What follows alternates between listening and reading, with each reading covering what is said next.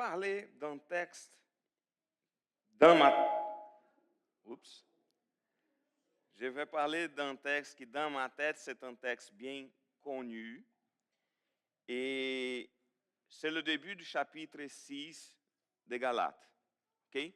Alors, avant de parler de Galates chapitre 6, est-ce que vous m'entendez? Très bien. Alors, avant de parler de Galates chapitre 6, je voulais vous apporter quelques précisions avant du contexte. Si vous vous rappelez bien, Galates, le chapitre 5, c'est le texte qui présente, disons, un idéal magnifique, celui de marcher par l'esprit. Je ne sais pas si vous vous rappelez. C'est au chapitre 5 de Galates qu'on parle d'un style de vie, qu'on parle du fruit de l'esprit. On parle de l'amour, la joie, la paix, la patience, la bonté, la bienveillance, la fidélité, la douceur, la maîtrise de soi. Alors, on parle de fruits de l'esprit. Et par contre, on parle aussi, est-ce que je dois changer ou je continue avec? OK. Et par contre, si on parle de marcher par l'esprit, on parle aussi des œuvres de la chair, qui sont des choses qui ne sont pas en chemin, qui devraient être suivies par des chrétiens. Mais voilà, lorsqu'on parle de l'amour, de la joie, de la paix, de la patience, la bonté, la bienveillance, la fidélité et la maîtrise de soi, c'est exactement à ça qui ressemble la vie conduite par l'esprit. Alors, une vie qui est conduite par l'esprit, elle a ces caractéristiques qu'on vient de mentionner. Alors, mais comme je disais tantôt, c'est un idéal magnifique. Alors, c'est un idéal vers lequel nous sommes appelés à tendre, c'est-à-dire de marcher par l'esprit et ne pas satisfaire les désirs de la chair. Mais dans la réalité, est-ce que c'est vraiment facile? Ah, c'est tellement facile d'avoir toujours, je le répète, de la joie, l'amour, la paix, la patience, la bonté, la bienveillance, la fidélité, la douceur, la maîtrise de soi. Ce n'est pas toujours facile.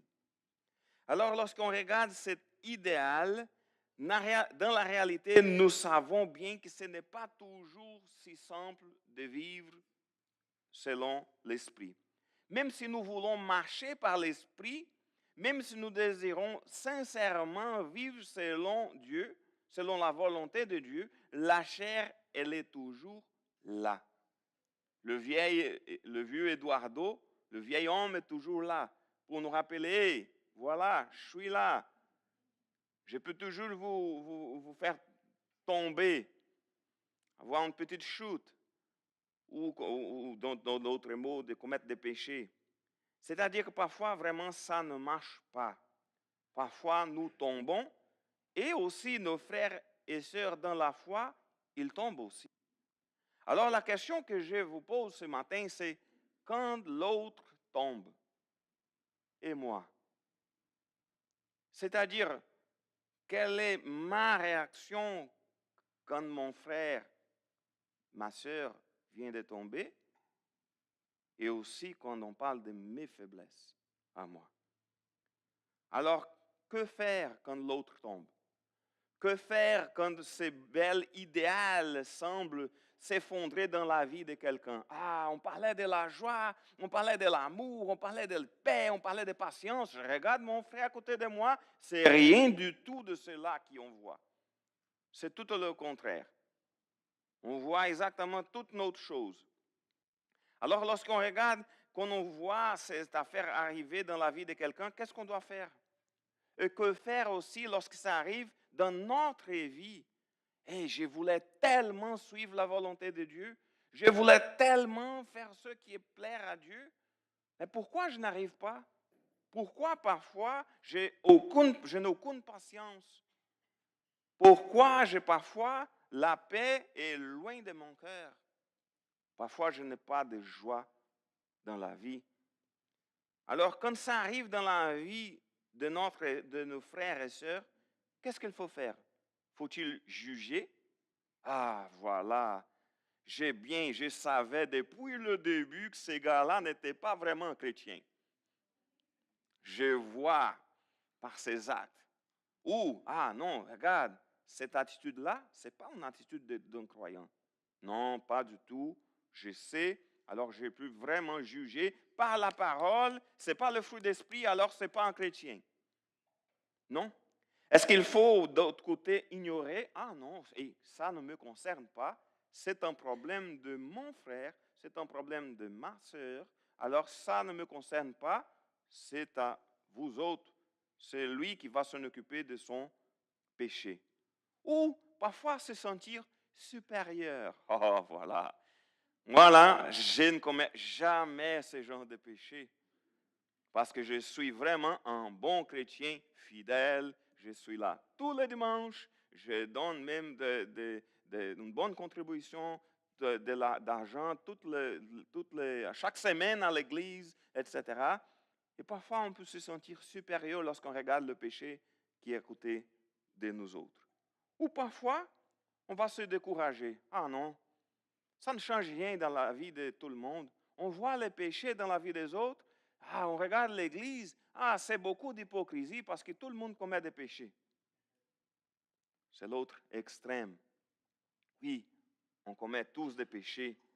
L'hypocrisie serait si on disait, ah non, on ne commet pas de péchés, et on commettrait des péchés comme les pharisiens de l'époque de Jésus le faisaient. Mais nous autres, on dit, non, nous sommes tous des pécheurs. Alors, quoi faire? Alors, et c'est exactement à cette question-là qu'il vient de parler du fruit d'esprit, il vient de parler de cette bataille qu'il y a dans notre cœur, dans notre chair, contre l'esprit. C'est là qu'il va commencer à parler dans le chapitre 6, qu'est-ce qu'on fait quand l'autre tombe et moi aussi. C'est exactement ce genre de questions que Paul va répondre au début de ce chapitre 6 qu'on va réfléchir. Il nous invite à adopter une attitude qui reflète le cœur de l'Évangile, non pas dans la victoire, mais dans la fragilité du quotidien de chacun d'entre nous. Alors, c'est là qu'on va pour introduire le texte. Alors, pour commencer, si l'autre tombe, relève-le avec douceur. Lisons le verset 1. Frères et sœurs, si quelqu'un s'est laissé surprendre par quelque faute, vous qui vivez selon l'esprit, ramenez-le dans le droit chemin avec un esprit de douceur. Et toi qui interviens, fais attention de ne pas te laisser toi-même tenter. Ici, il est tout au début, il est question de ne pas juger, mais d'essayer de restaurer, d'essayer d'aider, de voir que la personne, elle est là dans la souffrance, qu'elle est là dans le péché, et au lieu de dire, vous là, vous autres, vous êtes tous des pécheurs, non, moi là, je vais regarder avec attention ce qui se passe dans sa vie, mais ce n'est pas pour le juger, c'est pour être là à s'écouter. Vous qui vivez selon l'esprit, ramenez-le dans le droit chemin avec douceur. Est-ce que vous vous rappelez que parmi le fruit de l'esprit qu'on parlait tantôt, l'une des caractéristiques, c'est exactement la douceur. Et ici, il dit, écoute, lorsque quelqu'un commet des péchés, on va lui parler avec douceur. Il est question de regarder attentivement. L'objectif n'est pas d'exclure quelqu'un, c'est de vraiment, viens ici, on va t'aider. C'est de vraiment donner la main pour aider la personne à se lever au lieu de pointer le doigt, comme faisaient les pharisiens de l'époque de Jésus. Et l'attention qu'il fait à la fin du verset, c'est pas mal intéressante parce qu'il dit, et toi qui interviens, fais attention de ne pas te laisser toi-même tenter. Parce que l'apôtre Paul, il est sage. Il sait que notre tendance naturelle, humaine, c'est lorsqu'on regarde le péché d'une autre personne, c'est de se sentir supérieur. Voilà, ça n'arrive jamais avec moi. Et l'apôtre Paul va nous rappeler dans sa parole qu'il va écrire aux Galates, écoute, aide-le, et toi qui interviens, fais attention de ne pas te laisser toi-même tenter, de ne pas penser que je suis trop fort, que je ne vais jamais, ce genre de choses n'arrivent jamais avec moi, que c'est parce que mon frère ou ma soeur, il est faible, mais pas moi. Et c'est pour ça que parfois, on va subir les mêmes conséquences. Alors, l'idée ici, tout au début du premier verset, c'est de voilà, si on voit quelqu'un qui était surpris par quelque faute, vous qui vivez selon l'esprit, ramène-le dans le droit chemin avec un esprit de douceur. Et la deuxième chose, c'est toi qui interviens, fais attention de ne pas te laisser toi-même tenter. Alors quand mon frère, ma soeur tombe, je vais agir pour relever-le avec douceur. Ensuite, le verset 2, il dit ceci. Aidez-vous les uns les autres à porter vos fardeaux. De cette manière, vous accomplirez la loi de Christ. Alors, il vient de parler, parfois on pensait, ça se peut qu'il change le sujet. Parce qu'il parlait tantôt de vous, regardez ton frère qui a commis une faute, et vous qui vivez selon l'esprit, ramène-le dans le droit chemin. Et ensuite, il commence à parler d'aider les uns les autres à porter vos fardeaux. C'est quoi un fardeau? C'est quelque chose qui est lourd à porter. C'est quelque chose qui est difficile à porter et qui parfois on doit vivre avec. Le fardeau, ça pourrait être, par exemple, la honte qui vient en conséquence de notre péché, qui est rendu public, les gens sont au courant de notre péché, si ce soit le cas.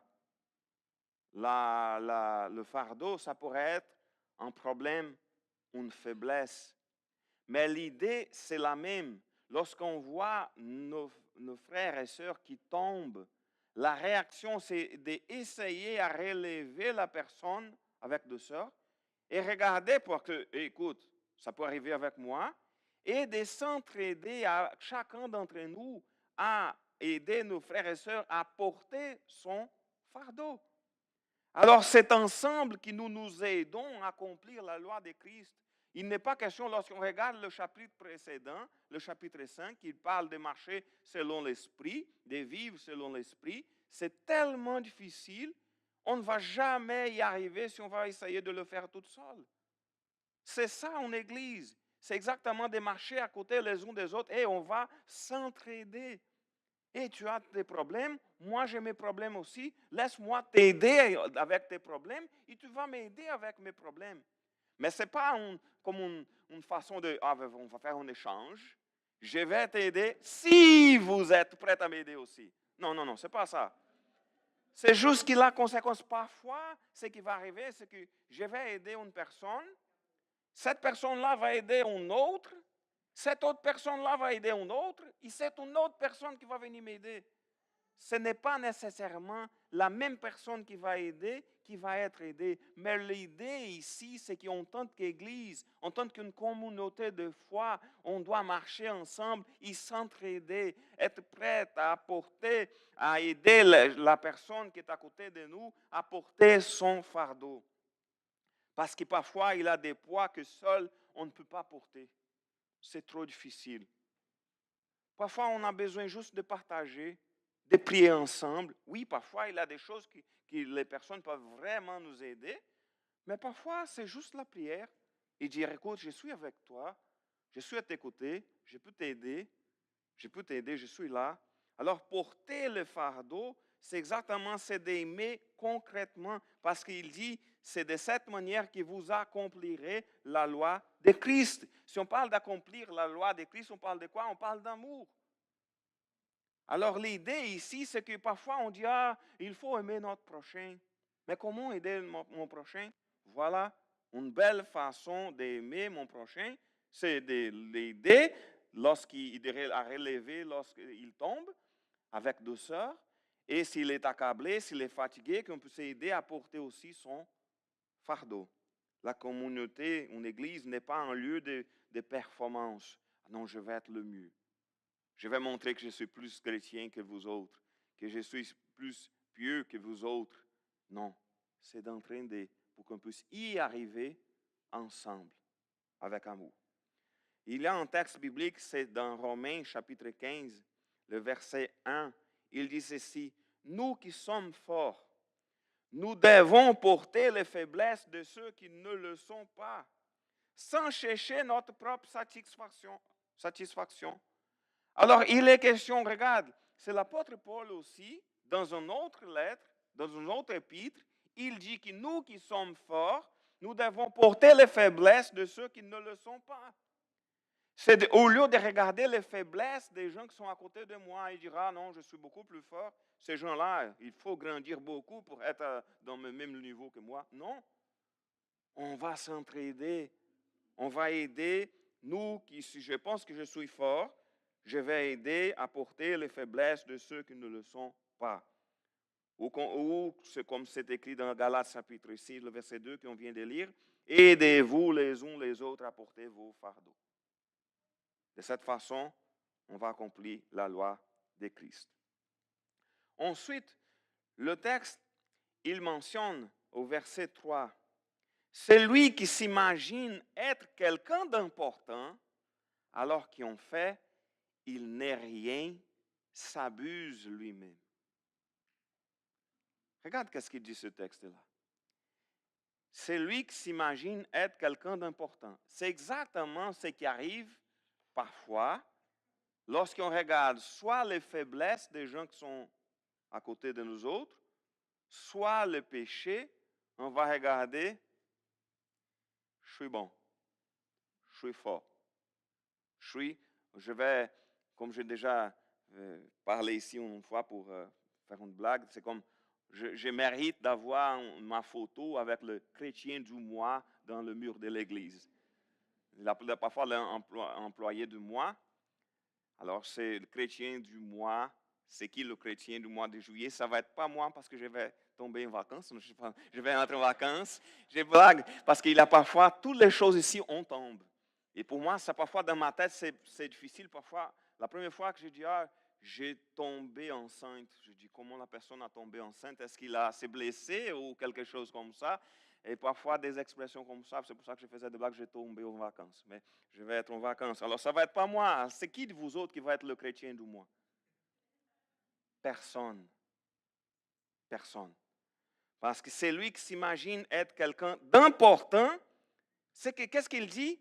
En fait, il n'est rien. Si on ne doit jamais avoir une attitude de penser que nous sommes mieux, que je suis la meilleure personne au monde, que je suis un bon chrétien, que je suis supérieur aux autres. Ce texte-là, c'est pour nous rappeler qu'il faut être humble. Il faut reconnaître qu'on a tous des péchés. On ne peut jamais. Écoute, il y a beaucoup, ces genres de choses arrivent beaucoup dans plein de religions, de parfois pointer le doigt vers les autres et dire, ah, vous êtes des pécheurs. Ici, selon la parole de Dieu, on apprend qu'on doit dire, nous sommes des pécheurs.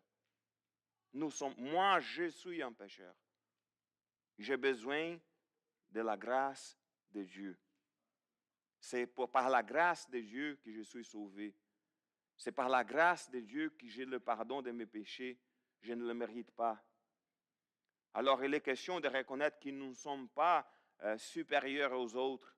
Nous sommes tous des pécheurs. Ce qu'il y a de bon en nous, c'est la grâce de Dieu. Ça ne vient pas de nous autres. Alors, si on s'imagine, ici, la question, c'est que le piège de l'orgueil, parfois, va nous rendre aveugles à notre propre fragilité. On va penser qu'on est bon, etc. Ça ne va jamais arriver avec moi. Je pense que je suis important, que je suis supérieur aux autres. On va se croire parfois qu'on est au-dessus.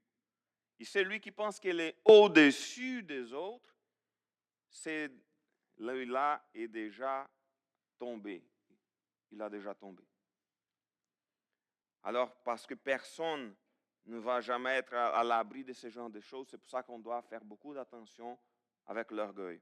Parce que l'orgueil nous empêche d'aimer, nous empêche aussi d'aider les autres. Parce que non, ce n'est pas pour moi pour faire ce genre de choses. Je vais vous raconter une chose sans nommer la personne, parce que c'est une personne de ma famille. Mais une fois, il y avait une situation, une personne qui jouait un rôle pas mal important dans la société. Et à l'église, une personne est arrivée, à l'église où j'ai grandi, dans ma ville natale. Et cette personne de ma famille était là. C'est une personne connue pour plusieurs personnes. Et dans un moment donné, lorsque le pasteur prêchait, il avait un verre avec de l'eau et est tombé. Il avait de l'eau sur terre. Et cette personne-là, qui était importante pour la société, elle est venue pour essuyer l'eau qui était sur le plafond. Non, pas le plafond. Sur le plancher, exactement. Alors, sur le plafond, il n'est pas si grand comme ça. Alors, il était question de penser, OK. Et l'une personne, ce n'était pas un chrétien, il a regardé cela, il me dit, écoute, cette personne-là, c'est une personne importante. Elle est en train d'essuyer. Pourquoi? Parce que nous ne sommes pas supérieurs aux autres. Ça n'importe pas si la personne est importante. La personne pourrait être la plus importante dans la société. À l'église, dans le corps du Christ, on est tous pareils. Tous. Il n'y a pas de différence. On est tous pareils. Alors, on ne doit jamais penser qu'on est au-dessus. C'est comme Proverbe 16, le verset 18, il dit ceci, l'orgueil précède la ruine. Un esprit fier annonce la chute. Alors parfois, si la personne commence à penser, je suis bon, etc., l'orgueil précède la ruine. Et un esprit fier annonce la chute. C'est ça la conséquence d'un manque d'être humble, d'humilité. Ensuite, le texte au verset 4, il dit ceci, que chacun examine ce qu'il accomplit lui-même. S'il y découvre quelque aspect louable, alors il pourra en éprouver de la fierté par rapport à lui-même et non pas par comparaison avec les autres. Il faut faire beaucoup d'attention en lisant ce texte-là.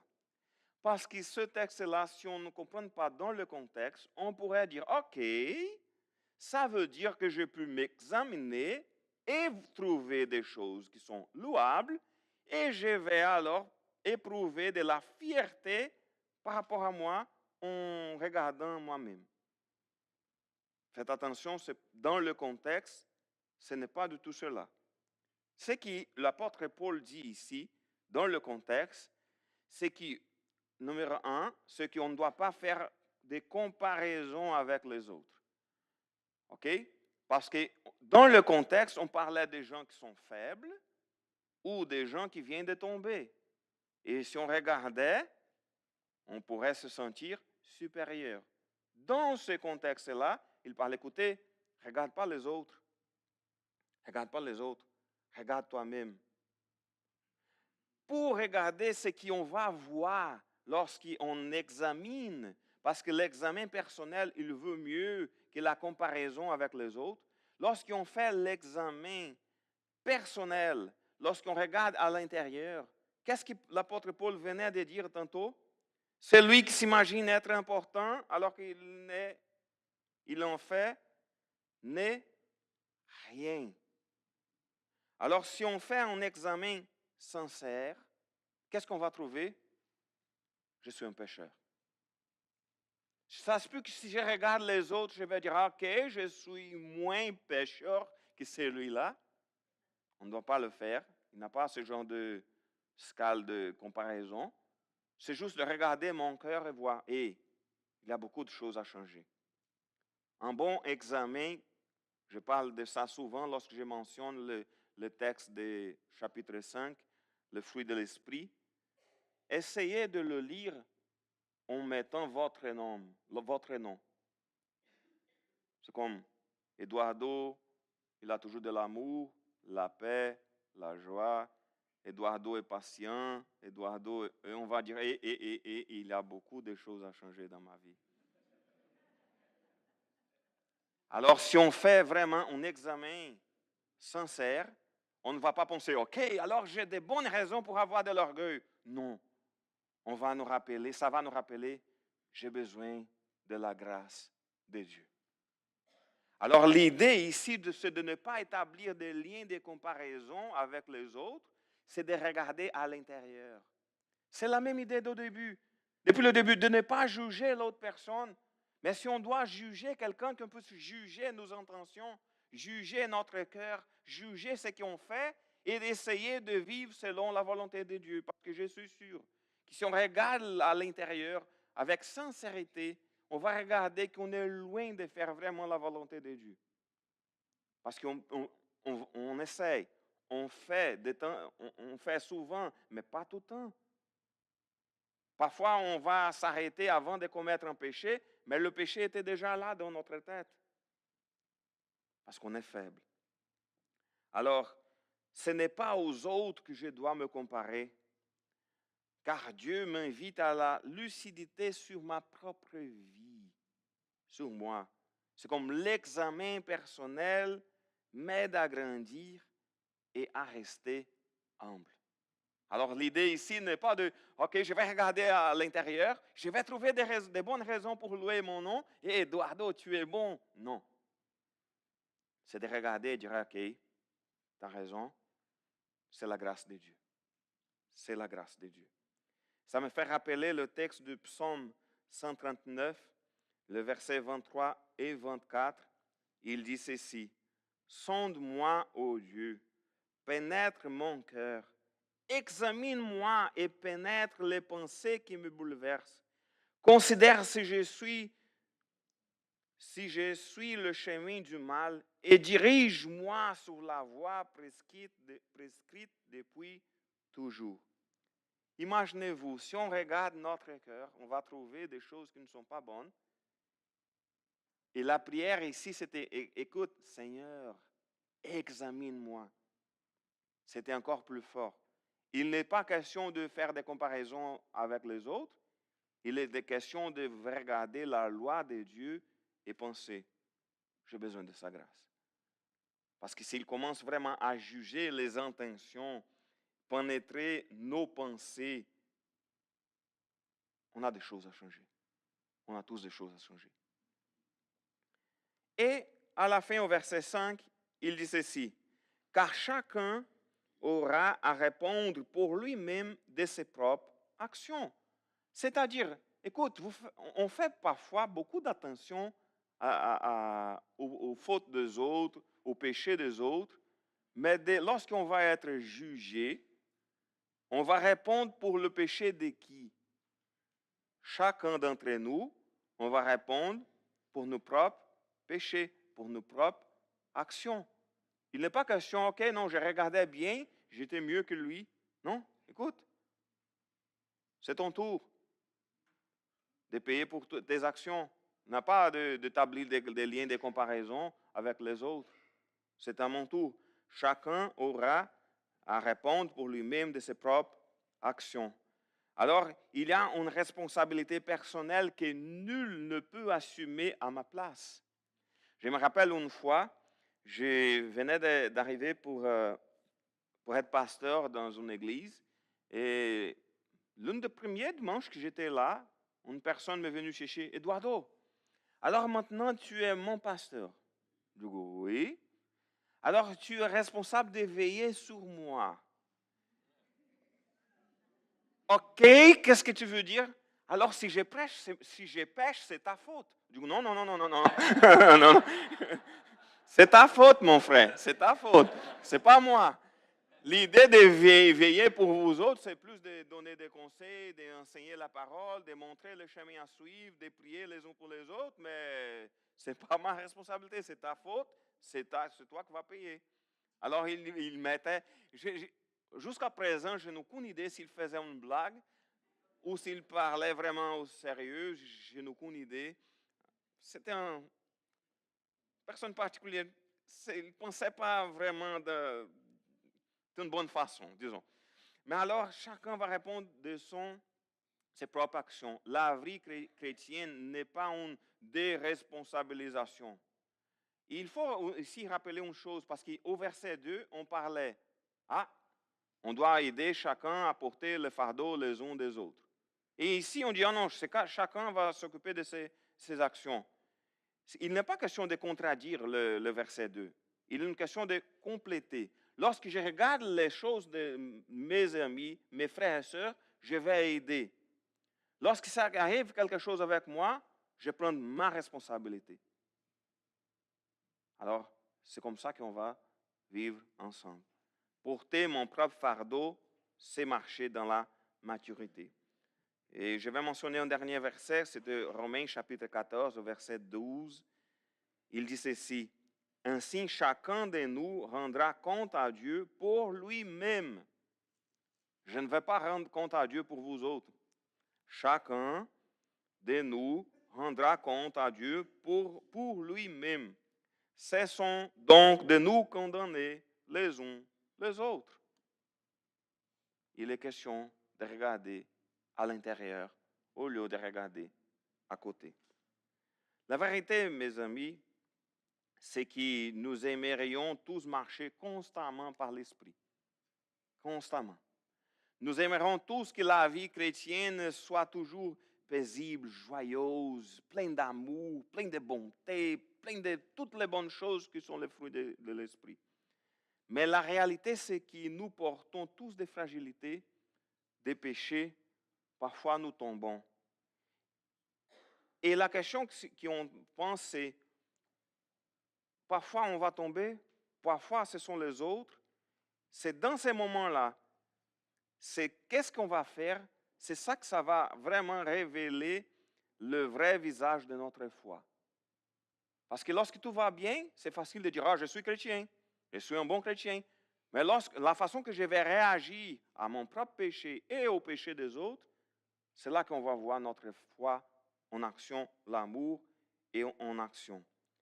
Et est-ce qu'on va faire quoi? Est-ce qu'on va juger? On va relever la personne. Est-ce que nous croyons que nous sommes les meilleurs ou nous nous examinons avec honnêteté? Alors, est-ce que nous fouillons la responsabilité, la nôtre, de notre péché, ou vraiment dire, OK, c'est ma responsabilité, je vais y aller, je vais travailler fort pour changer la situation. Alors, marcher par l'Esprit, il n'est pas question de vivre dans un monde parfait, parce que c'est vraiment d'apprendre au cœur même de l'imperfection à aimer, à s'entraider, à relever, à rester dans la parole, à essayer de grandir ensemble dans la foi. Et voilà, c'est ça le chemin que l'apôtre Paul nous invite. Et si nous l'empruntons, nous n'allons pas seulement aider l'autre à se relever, mais nous serons aussi transformés nous-mêmes. Que Dieu nous bénisse. Amen. On va chanter un dernier chant. Un dernier chant, un premier chant.